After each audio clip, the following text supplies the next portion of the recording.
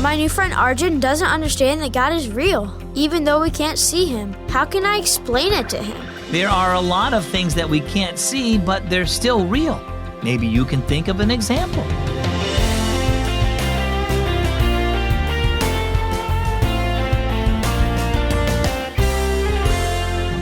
Happy Sunday and welcome to Keys for Kids. I'm so glad that you're listening today. My name is Zach.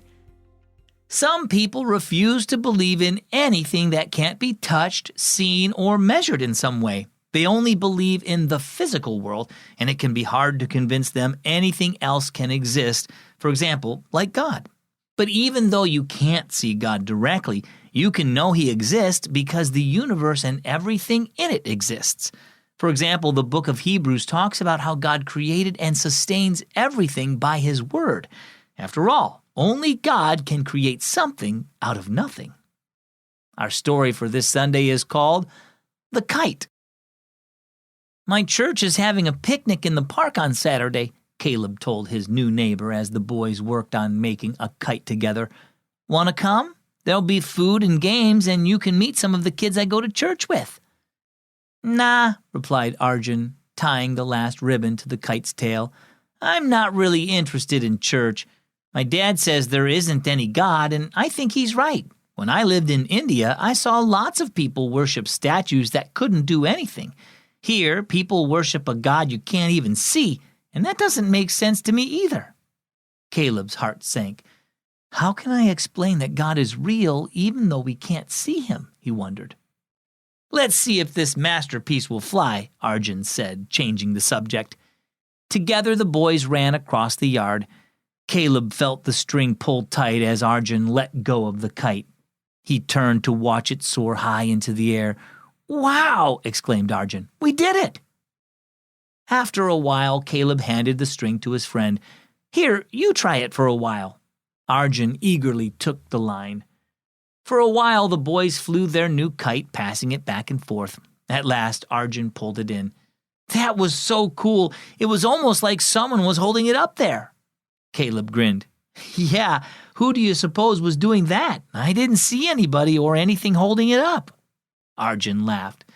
You can't see the wind, but it does hold up the kite and keeps it flying. You can't see it, but you can see what it does.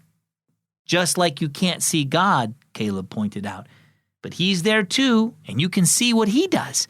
Just look at everything in nature. The sun, moon, trees, birds, your dog, your family, yourself. God made them all, and you can see what He does in people's lives too. People at my church are always talking about how knowing Jesus has changed them and how He fills them with love and peace. Could anyone else do that? Arjun was silent for a moment. Maybe you're right, he said at last. I'll have to think about it. So what about you? Do you find it hard to believe in God because you can't see Him? You can see what He does in nature, like making the wind blow and the sun shine, and you can see all the wonderful things He's created. You can also see what He does in people's lives when they have a relationship with Jesus. He helps them share His love with others and gives them joy, comfort, and peace. You can't see God with your eyes, but He is real. Our key verse is found in the Psalms, chapter 8, verse 1. O Lord, our Lord, your majestic name fills the earth. Your glory is higher than the heavens. And here's our key thought for Sunday.